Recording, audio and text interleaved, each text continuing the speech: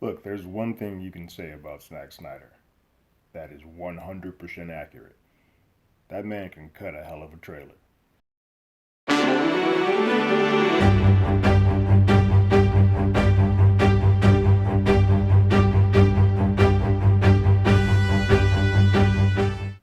Hello, everyone. Terrence here with Hollywood Already Did It. If you haven't already, go ahead, like, share, subscribe to that channel, ring that bell below. Anytime we have something, you will be among the first to know. Different locale, because this is coming out at butt crack in the morning for us LA folks, and certain people are still asleep. So I had to move the room and come to the living room and sort of see what it is Zach is bringing us. Full disclosure, not a fan of these movies. I think Man of Steel is a visually stunning film that is devoid of a lot of soul, and BVS don't even get me started on. So I am giving you that information to let you know that I don't stand on this everything that Zach gives me is gold form. But I also think that this is a film that I'm glad that he's finally able to finish, considering how he was removed, and in light of some recent news and news that's been going on for quite some time over the last 4 to 5 years, considering the person who replaced him. So, if nothing else, I'm glad that he is able to see the finishing of his vision, and we get to look at this first full trailer to see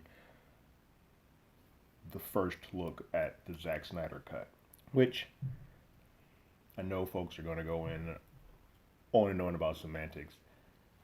Clearly, as much as has gone into this, how much time has taken, there was never really a cut to begin with, but he has put together the film that he's always wanted to do, and I think that's what we need to sort of come to a bit of an understanding on.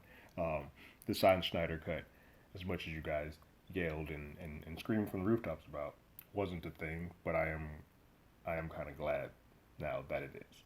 As a big DC nut, as you can see with a Batman nut and Green Lantern nut, I do hope that this.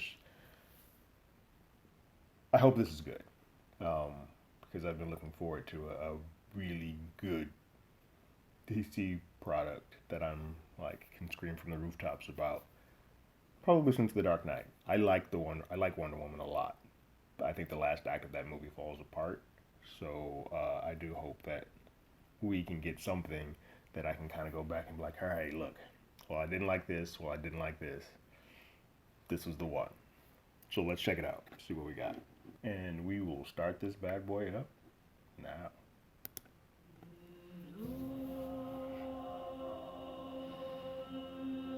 Looks like I'm gonna have to go back and watch BVS, which I don't want to do, but this is like the final shot when Cal was killed.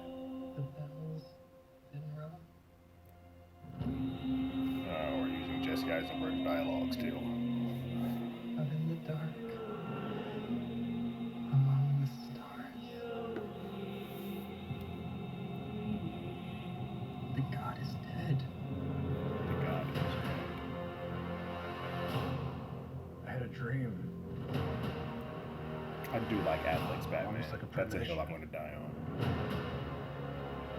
I think there's an attack. But the one in BVS, not the one in whatever Josh Abomination was. There's only one fall. I need warriors. I'm building an alliance to defend ourselves. How do you know your team's strong enough? If you can't bring down the charging bull, then don't wave the red cape at it.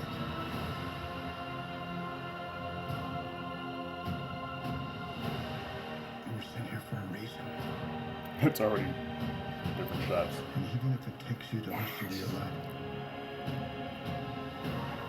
find out what that reason is.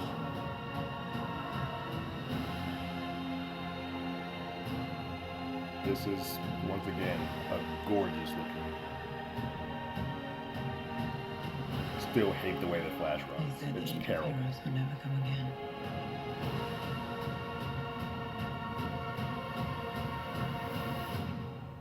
It will. It has to.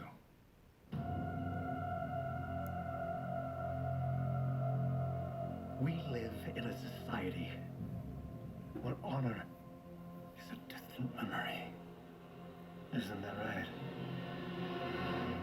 Batman.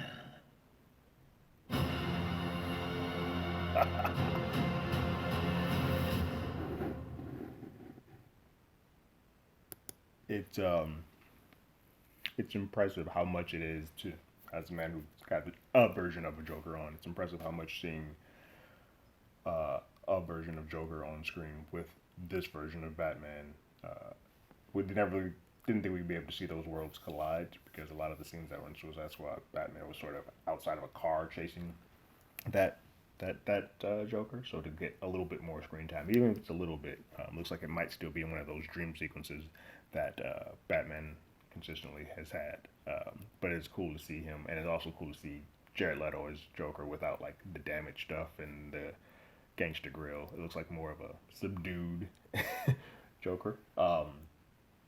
Look, again, this didn't move the needle for me. Like if you're in, by this point for this movie, you're either in or you're out.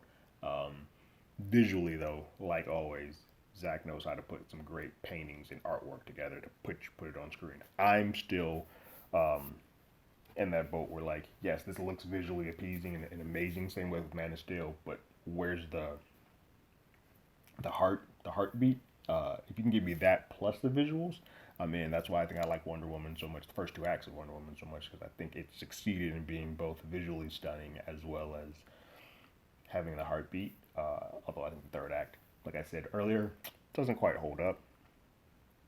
But I'm cautiously excited. I think again this looks very very pleasing to the eye, and it looks like I'm going to have to sadly go down the road of watching both Man of Steel and BVS to sort of recap and catch up and get sort of back in the mindset that Zack wants me in. Let me be clear, I don't want all my comic book movies to be the sort of tongue-in-cheek where everything has to be a joke. But even with Watchmen, what Zack has done, he has still managed to make films that there is still some type of a soul underneath. I think when you're taking iconic characters like Batman, Superman, Wonder Woman, hopefully eventually Green Lantern, there does still need to be a piece of humanity to them where it doesn't feel like we're just making things for 30 plus year old men to just ogle at. I need something where everybody else can feel some type of a character moment or character heartbeat through this, and I haven't gotten that yet from anything that he's done with this universe, and I don't necessarily see it here. But I can't wait for HBO Max to go ahead and drop this so I can finally get the look, and if nothing else, get this part of saying the Zack Snyder cut behind us. What did you guys think of the trailer? I know all the Zack Snyder fans are coming in and like, oh my God, did you see this? Did you see how amazing that was? Yeah, I did. I love Kiersey Clemons as the Flash. Like you saw how amped I got. I'm in for some of these characters that you're throwing in, but there can be a bit of like, oh, now this is his last time at bat. He's literally throwing everything but the kitchen sink at your characters that we have no type of connection to. Iris, I'm glad that she's here. We've never seen her before. So this little brief moment that we have with her in a 4-hour film, but it's probably still going to be a brief moment. It's not going to get fleshed out. We'll probably start seeing some more of Steppenwolf and Darkseid's army and like people that are like, oh yeah, I remember this person or I remember this person, but we're not going to have any backstory. That's what I'm afraid of, is that we're going to get into this world where Zack is putting everything he possibly can that exists in DC lore on screen, but it has absolutely no story or merit behind it. I don't want that either. But Zack fans, I know you're here. What did you guys think about this trailer? Go ahead and leave your comments in the comments below. If you haven't, you can follow us on Twitter at HollywoodADI, or you can hit us up on email at HollywoodAlreadyDidIt@gmail.com. We also have a podcast by the same name that's on Google Podcasts, Spotify, Apple Podcasts, anywhere that plays podcasts. We're there. We are currently doing the history of sitcoms through WandaVision with guest host Jamie Jurek. We also have a sister podcast called You Can't Do That Anymore, where we talk about classic films like 16 Candles or American Beauty and look at what they did back in the day and see if they can get away with those type of things today through the eyes of 2021. Like always, I got my ticket. You got yours.